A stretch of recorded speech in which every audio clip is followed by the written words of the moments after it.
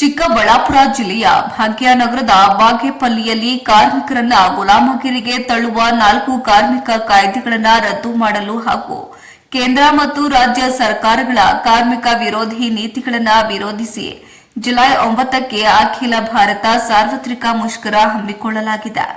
ಪಟ್ಟಣದ ಡಾ ಅಂಬೇಡ್ಕರ್ ಭವನದಲ್ಲಿ ಆಯೋಜಿಸಿದ್ದ ಪೂರ್ವಭಾವಿ ಸಭೆಯಲ್ಲಿ ಮಾತನಾಡಿದ ಎಂಪಿ ಮುನಿ ವೆಂಕಟಪ್ಪ, ಬಿಜೆಪಿ ನೇತೃತ್ವದ ಕೇಂದ್ರ ಸರ್ಕಾರ ದುಡಿಯುವ ಜನರ ಹಕ್ಕುಗಳನ್ನು ಕಸಿಯುತ್ತಿದೆ.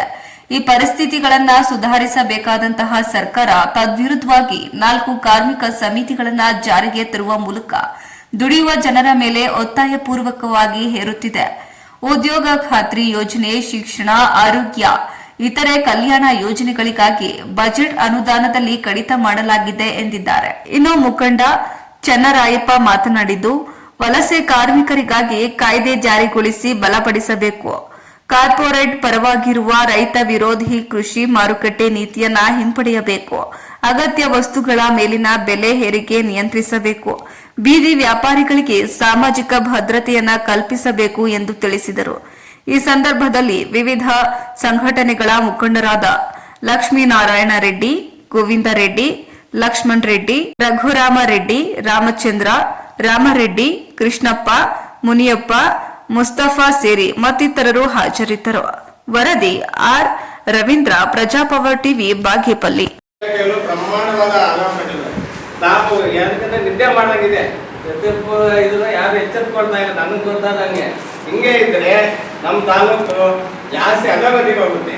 ಇವಾಗ ನಾವೆಲ್ಲ ಎಚ್ಚೆತ್ಕೊಂಡು ಪ್ರತಿಯೊಂದು ಇಲಾಖೆಯಲ್ಲೂ ರೈತರ ಪರವಾಗಿ ಇವತ್ತಿನ ತಾಲೂಕು ಆಫೀಸಲ್ಲಿ ರಿಯಲ್ ಎಸ್ಟೇಟರು ಮತ್ತೆ ರಾಜಕೀಯ ವ್ಯಕ್ತಿಗಳು ಎಲ್ಲ ನಡೀತಾ ಇದೆ. ಹಬ್ಬ ರೈತರು ಅಲ್ದಾಡಿ ಸಾಕಾಗ್ತಾ ಇದ್ದಾರೆ. ಇವಾಗ ಚೇಲೂರಿಂದ ಇನ್ನ ಅಲ್ಲಿ ಏನೂ ಆಗಿಲ್ಲ, ಕಚೇರಿಗಳಾಗಿಲ್ಲ.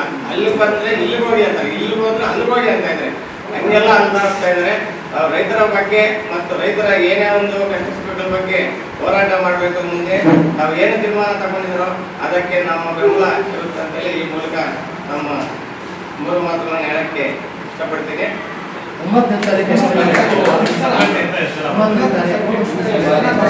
ನಾವು 3 ಜನ ಬಹಳ ಸಮಂಜಸವಾಗಿದೆ ಮತ್ತು ತೀವ್ರ ರೀತಿಯಲ್ಲಿ ದೇಶಾದ್ಯಂತ ನಡೆಯುವಂಥ ಸೂಚನೆಗಳೆಲ್ಲ ಇವೆ. ಈಗಾಗಲೇ ನಮಗೆ ಗೊತ್ತಿರೋ ಹಾಗೆ ಕಳೆದ ತಿಂಗಳು ಜೂನ್ 25ನೇ ತಾರೀಕಿಂದ ಏನು ದೇವನಹಳ್ಳಿಯಲ್ಲಿ ರೈತರ ಚಲೋ ನಡೀತಾ ಇತ್ತು, ಅದನ್ನು ಪೊಲೀಸರ ಭದ್ರಗೊಳಿಸಿದ್ರಿಂದ ಆ ಹೋರಾಟ ನಮ್ಮ ಫ್ರೀಡಮ್ ಪಾರ್ಕ್ಗೆ ಶಿಫ್ಟ್ ಆಗಿದೆ. ಫ್ರೀಡಮ್ ಪಾರ್ಕ್ಗೆ ಶಿಫ್ಟ್ ಆಗಿ ಇವತ್ತಿನವರೆಗೂ ಕೂಡ ತೀವ್ರ ರೀತಿಯಲ್ಲಿ ನಡೀತಾ ಇದೆ. ನಾಳೆ ಒಂದು ಅಂತಿಮ ಹಂತ ತಲುಪುತ್ತೆ. ಸರ್ಕಾರ ಅದಕ್ಕೆ ಏನು ರೆಸ್ಪಾಂಡ್ ಮಾಡುತ್ತೆ ಅದರ ಮೇಲೆ ಡಿಪೆಂಡ್ ಆಗುತ್ತೆ. ಮತ್ತೆ ಸ್ಟ್ರೈಕ್ ಕಂಟಿನ್ಯೂ ಆಗುತ್ತಾ ಅಥವಾ ನಿಂತು ಹೋಗುತ್ತಾ ಅಂತ. ಆದರೆ ಆ ಸ್ಟ್ರೈಕಿಗೆ ಎಲ್ಲ ವಿಧವಾದಂಥ ಜನ ಸಹಕಾರ ಕೊಟ್ಟಿದ್ದಾರೆ. ನಾವು ಕೂಡ ನಾಳೆ ಹೋಗಿ ಅದರಲ್ಲಿ ಭಾಗವಹಿಸ್ತಾ ಇದ್ದೀವಿ. ಸಾಹಿತಿಗಳು, ಚಿತ್ರನಟರು ಎಲ್ಲರೂ ಕೂಡ ಸಹಕಾರ ಕೊಟ್ಟಿದ್ದಾರೆ. ಅದೇ ರೀತಿ ಕಾರ್ಮಿಕ ಸಂಘಟನೆಗಳು ಕೂಡ ಕರೆ ಕೊಟ್ಟಿರ್ತಕ್ಕಂಥ ಈ ಏನು ಜುಲೈ 9ನೇ ತಾರೀಕು ಮುಷ್ಕರ ಇದೆ, ಬಹಳ ಪ್ರಾಮುಖ್ಯವಾದದ್ದು. ಆವಾಗಲೇ ಮಾತಾಡಿದಂಥ ಮುಖಂಡರೆಲ್ಲರೂ ಹೇಳಿದ್ದಾರೆ, ಕಾರ್ಮಿಕ ಸಂಘಟನೆಗಳಲ್ಲಿ ಕೇಂದ್ರ ಸರ್ಕಾರ ತಿದ್ದುಪಡಿಗಳು ತಂದು ಏನೇನು ಮಾಡ್ತಾ ಇದೆ ಅಂತ. ಇವಾಗ ಏನು ಸೆಕ್ಯೂರಿಟಿ ಏನಿದೆ ಕಾರ್ಮಿಕರಿಗೆ, ನಾಳೆ ದಿನ ಆ ಕಾಯ್ದೆಗಳೆಲ್ಲ ಜಾರಿಗೆ ಬಂದರೆ ಏನು ಸೆಕ್ಯೂರಿಟಿನೇ ಇರಲ್ಲ. ಅಂದರೆ ಅವ್ರಿಗೆ ಭದ್ರತೆನೇ ಇರಲ್ಲ. ಸಂಬಳ ಜಾಸ್ತಿ ಮಾತ್ರ ಕೇಳೋಕ್ಕಾಗಲ್ಲ. ನಾವು ಯೂನಿಯನ್ ಮಾಡ್ಕೊಳ್ತೀವಿ ಅಂತ ಅಂದ್ಬಿಟ್ಟು ಗುಂಪು ಕಟ್ಕೊಳ್ಳೋಕೆ ಓನರ್ನಾಗ್ಬೋದು ಅಥವಾ ಆ ಸಂಸ್ಥೆ ಯಾರನ್ನ ಪ್ರಮುಖರನ್ನ ಮಾತಾಡೋಕೆ ಕೂಡ ಅವಕಾಶ ಇರಲ್ಲ. ಅಂಥ ಪರಿಸ್ಥಿತಿ ನಿರ್ಮಾಣ ಆಗುತ್ತೆ. ಅಂಥ ಪರಿಸ್ಥಿತಿ ಬರಬಾರ್ದು ಅಂತಂದರೆ ಈ ಸ್ಟ್ರೈಕ್ಗಳು ಕೂಡ ಜೋರಾಗಿರ್ಬೇಕು. ಯಾವಾಗ ಸರ್ಕಾರಗಳ ಮೇಲೆ ಒತ್ತಡ ಜಾಸ್ತಿ ಆಗುತ್ತೋ ಆವಾಗ ಅಂಥ ಕಾಯ್ದೆಗಳೆಲ್ಲ ಅವರು ವಾಪಸ್ ತಗೊಳ್ಳೋದು ಅಥವಾ ಏನು ಮಾಡೋದು ಮಾಡ್ತಾರೆ. ಇಲ್ಲ ಅಂತಂದರೆ ಅದೇ ರೀತಿ ಕಾನೂನುಗಳು ಸರ್ಕಾರ ಈ ಕಳೆದ 11 ವರ್ಷಗಳಿಂದ ಬಿಜೆಪಿ ಸರ್ಕಾರ ಬಂದ ಮೇಲೆ ಸೈನ್ಯರು ಕೂಡ ಪ್ರೈವೇಟೈಸೇಷನ್ ಥರ ಖಾಸಗಿನೇ ಮಾಡಿಬಿಡ್ತು. ಅಂದರೆ ಇವಾಗ ಸೈನಿಕ ಯಾರನ್ನ ಅಪಾಯಿಂಟ್ ಮಾಡಿಕೊಂಡ್ರೆ ಅವ್ರೇನು ಪರ್ಮನೆಂಟ್ ನೌಕರಲ್ಲ. ಅವರು 5 ವರ್ಷನ 10 ವರ್ಷನ ಗುತ್ತಿಗೆಗೆ ಅಂತ ತಗೊಳ್ತಾರೆ. ಅಷ್ಟು ದಿನ ಆದ್ಮೇಲೆ ಕಳಿಸ್ಬಿಡ್ತಾರೆ. ಆವಾಗ ಅದಕ್ಕೆ ಸೈನಿಕ ಏನು ಭದ್ರತೆ ಇರುತ್ತೆ, ಅವ್ನು ಹೊರಗಡೆ ಬಂದಮೇಲೆ ಏನಾದರೂ ಮಾಡ್ಬೋದು. ಆದರೆ ಒಬ್ಬ ಜವಾಬ್ದಾರಿ ಸ್ಥಾನದಲ್ಲಿದ್ದರೆ ಆಗತ್ತೆ. ಆದ್ದರಿಂದ ಸರ್ಕಾರ ಏನು ಮಾಡಿದೆ, ಇದೆಲ್ಲ ಕಾರ್ಪೊರೇಟ್ ಕಂಪನಿಗಳಿಗೆ ಒತ್ತೆ ಇಡಕ್ಕೆ ಹೋಗ್ತಾ ಇದೆ. ಎಲ್ಲ ಖಾಸಗಿ ಕಂಪನಿಗಳಿಗೆ ಅವ್ರಿಗೇನೆ ಕೊಟ್ಬಿಡೋ ಥರ ಇದೆ ಸರ್ಕಾರ. ಅವ್ರಿಗೆಲ್ಲ ಕೊಟ್ಟಾಗ ಏನಾಗುತ್ತೆ, ಈಗಾಗಲೇ ನಾವು ನೋಡ್ತಾ ಇದ್ದೀವಿ. ಒಂದು ಕಡೆ ವಿದ್ಯೆನ ಕೊಂಡ್ಕೋಬೇಕಾಗಿದೆ, ಇನ್ನೊಂದು ಕಡೆ ಆರೋಗ್ಯ ಕೊಂಡ್ಕೋಬೇಕಾಗಿದೆ. ಯಾಕಂದರೆ ಇವಾಗ ಎಲ್ಲ ಸ್ಕೂಲುಗಳು ಗೌರ್ಮೆಂಟ್ ಸ್ಕೂಲೆಲ್ಲ ಮುಚ್ಚಿಬಿಟ್ರು. ಎಲ್ಲ ಕಡೆನೂ ಪ್ರೈವೇಟ್ ಸ್ಕೂಲ್ಗೆ ಮಕ್ಕಳು ಸೇರಿಸಬೇಕು.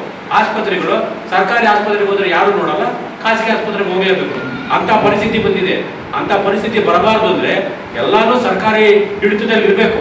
ಆ ಸರ್ಕಾರಿ ಹಿಡಿತದಲ್ಲಿ ಇರಬೇಕು ಅಂದರೆ ನಾವು ಸಾಮಾನ್ಯ ಜನರು ಸರ್ಕಾರದ ಮೇಲೆ ಪ್ರೆಜರ್ ತರಬೇಕು, ಸರ್ಕಾರದೇ ಈಗ ನಡಿಬೇಕು ಅಂತ ಅಂದ್ಬಿಟ್ಟು.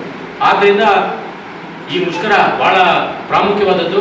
ಈ ನಮ್ಮ ಕರ್ನಾಟಕ ಪ್ರಾಂತ ರೈತ ಸಂಘದಿಂದ ಅದಕ್ಕೆ ಸಂಪೂರ್ಣ ಬೆಂಬಲ ವ್ಯಕ್ತಪಡಿಸ್ತಾ ಆವತ್ತು ನಾವು ಒಂದು 100 ಜನನ ಸಂಘಟನೆ ಮಾಡಿ ಕಾರ್ಯಕ್ರಮದಲ್ಲಿ ಭಾಗವಹಿಸ್ತೀವಿ ಅಂತ ಹೇಳ್ತಾ ಏನು ಮಾಡಬೇಕಂದಾಗ ಎಲ್ಲ ಸಂಘಟನೆಗಳನ್ನು ಒಳಗೊಂಡಂತೆ ಒಂದು ಸಭೆಯನ್ನು ಮಾಡಬೇಕು, ಪೂರ್ವಭಾವಿಯಾದಂಥ ಸಭೆ ಮಾಡಬೇಕಂತೇಳಿ ನಾವು ಚರ್ಚೆ ಮಾಡಿದ್ವಿ. ಈ ಆಧಾರದಲ್ಲಿ ಇವತ್ತು ಎಲ್ಲ ಸಂಘಟನೆಗಳನ್ನು ಒಟ್ಟುಗೂಡಿಸಿ ನಾವು ಮಾಡಬೇಕಂತ ಉದ್ದೇಶದಿಂದ ಇವತ್ತು ಇಲ್ಲಿ ಸಭೆ ಕರೆದಿರ್ತಕ್ಕಂಥದ್ದು. ಇದರಲ್ಲಿ ಇನ್ನೂ ಹಲವಾರು ಸಂಘಟನೆಗಳ ಭಾಗಿಯಾಗುವುದು ಕೂಡ ಈಗ ಇದೆ. ಸಮಯ ಆಗ್ತಾ ಇದೆ, ಅದರಿಂದ ತಕ್ಷಣವೇ ಇದನ್ನು ಪ್ರಾರಂಭ ಮಾಡೋಣ ಅಂತೇಳಿ ಇವತ್ತು ಕೇಂದ್ರದ ಸರ್ಕಾರ ಏನಿದೆ, ಕೇಂದ್ರ ಸರ್ಕಾರದ ನೀತಿಗಳು ಇವತ್ತು ರೈತರ ಮೇಲೆ, ಕಾರ್ಮಿಕರ ಮೇಲೆ ಯಾವ ರೀತಿ ಹೊರೆಯನ್ನು ಹಾಕ್ತಕ್ಕಂಥದ್ದು, ಇಡೀ ಇವತ್ತು ಕಾರ್ಮಿಕ ಸಮುದಾಯ, ರೈತ ಸಮುದಾಯವನ್ನು ಬೀದಿಗೆ ತರ್ತಕ್ಕಂಥ ಕಾರ್ಯಕ್ರಮಕ್ಕೆ ಇವತ್ತು ಕೇಂದ್ರ ಸರ್ಕಾರ ಕೈ ಹಾಕಿರ್ತಕ್ಕಂಥದ್ದು. ಇಡೀ ಭಾರತ ದೇಶದಲ್ಲಿ ಇವತ್ತು ದುಡಿಯುವ ವರ್ಗ, ರೈತರು, ಕೂಲಿ ಕಾರ್ಮಿಕರು ಮತ್ತು ಕಾರ್ಮಿಕ ಸಂಘಟನೆಗಳು ಎಲ್ಲ ದುಡಿತಕ್ಕಂಥ ಶ್ರಮಜೀವಿ ವರ್ಗ ಎಲ್ಲ ಸೇರಿ ಇವತ್ತು ಬೀದಿಗಿಳಿದು ಇವತ್ತು ನಾವು ಉಳಿಬೇಕು, ಈ ದೇಶವನ್ನು ರಕ್ಷಣೆ ಮಾಡ್ಕೋಬೇಕು, ನಮ್ಮ ಬದುಕನ್ನು ಕಟ್ಕೋಬೇಕಂತ ಉದ್ದೇಶ ಇರತಕ್ಕಂಥ ಒಂದು ಕಾನೂನುಗಳನ್ನು ಇವತ್ತು ಕೇಂದ್ರ ಸರ್ಕಾರ ತರಲಿಕ್ಕೆ ಹೊರಟಿದೆ.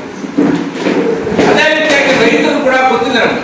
ರೈತರಲ್ಲೂ ಕೂಡ ಇಲ್ಲಿ ಬಂದಿರ್ತಕ್ಕಂಥವ್ರು ಅವರು ಕಾರ್ಮಿಕರಂದ್ರೂ ಕೂಡ ಅವ್ರ ಮೂಲತಃ ಕುಟುಂಬಗಳು ಬಂದು ರೈತ ಕುಟುಂಬಗಳೇ. ಬಡ ರೈತರ ಕುಟುಂಬ ಇರ್ಬೋದು, ಮಧ್ಯವರ್ಗದ ರೈತರು ಇರ್ಬೋದು, ಅಥವಾ ಬಡ ಕೂಲಿಕಾರ ಕುಟುಂಬ ಇರ್ಬೋದು.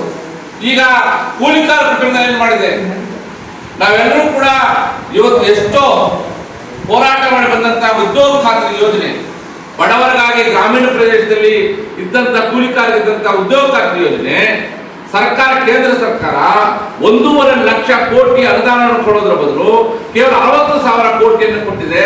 ಅಷ್ಟು ಮಾತ್ರನೇ ಅಲ್ಲ, ಈಗ ಅದನ್ನು ಕೆಲಸ ಮಾಡಲಿಕ್ಕೆ ಹಲವಾರು ಸಮಸ್ಯೆಗಳನ್ನು ಇವತ್ತು ಉದ್ಭವ ಮಾಡಿಸಿದೆ. 2 ಸರಿ ಫೋಟೋ ತೆಗಿಬೇಕು, ಬೆಳಗ್ಗೆ ಒಂದು ಸಂಜೆ ಒಂದು ಅಂತ ಯಾರು ಕೆಲಸ ಮಾಡ್ತಾರೆ ಅವ್ರು ಕೊಡಲ್ಲ. ಬಸ್ ಸ್ಟ್ಯಾಂಡ್ ಅಲ್ಲೇ ಸುಮಾರು ಎಲ್ಲ ಸಂಘಟನೆಗಳಿಂದ ಏನ್ ನಾವು ಬರ್ತೀವಿ, ಜನ ಎಲ್ಲ ಕನಿಷ್ಠ 1000 ಜನಕ್ಕಾದ್ರೂ ನಾವು ರೆಡಿ ಮಾಡಿ ಆವತ್ತಿನ ಇದರಲ್ಲಿ ನಾವು ಒಂದು ಹೋರಾಟವನ್ನು 1 ಗಂಟೆ ಕಾಲ ಯಾವುದೇ ಬಸ್ಸು ಗಾಡಿ ಯಾವುದನ್ನು ಬಿಡದೆ ಮಾಡಿದೀವಿ ಅಂದ್ರೆ ಅವನು ಒಳ್ಳೆ ಎಫೆಕ್ಟ್ ಸಿಗ್ತಾರೆ. ಮುಂದೆ ನಮ್ಮ ಸಂಘಟನೆಗಳು ಕೂಡ ಹೋರಾಟಗಳಿಗೆ ನಾವು ಕರೆ ಕೊಟ್ಟಾಗ ಜನರ ಅಭಿಪ್ರಾಯಗಳು ನಮ್ಮ ಮೇಲೆ ಬರ್ತದೆ. ಆ ನಿಟ್ಟಿನಲ್ಲಿ ಇದನ್ನು ಮಾಡಬೇಕು. ಅದಕ್ಕೆ ದಯವಿಟ್ಟು ತಾವೆಲ್ಲರೂ ಕೂಡ ಇದರಲ್ಲಿ ಯಾರು ದೊಡ್ಡವರು ಯಾರು ಚಿಕ್ಕವರು ಇಲ್ಲ, ಎಲ್ಲಾ ಸಂಘಟನೆಗಳು ಸೇರಿ ಇನ್ನ ಯಾರು ಬಂದಿಲ್ಲ ಅವರನ್ನು ಕೂಡ ಸೇರಿಸಿಕೊಂಡು ಈ ಕೇಂದ್ರ ಸರ್ಕಾರದ ಈ ಜನವಿರೋಧಿ ನೀತಿಗಳ ವಿರುದ್ಧ ನಮ್ಮ ಹೋರಾಟವನ್ನು ನಾವು ಮಾಡಬೇಕು. ಅದಕ್ಕೆ ಎಲ್ಲರನ್ನೂ ಸಂಘಟಿತಗೊಳಿಸಬೇಕು ಅಂತಕ್ಕಂಥ ಈ ಐಕ್ಯ ಹೋರಾಟ ಮಾಡಬೇಕು ಅಂತ ತೀರ್ಮಾನ ಆಗಿದೆ. ಇದರ ಮೇಲೆ ತಾವೆಲ್ಲರೂ ಕೂಡ ಮಾತಾಡಿ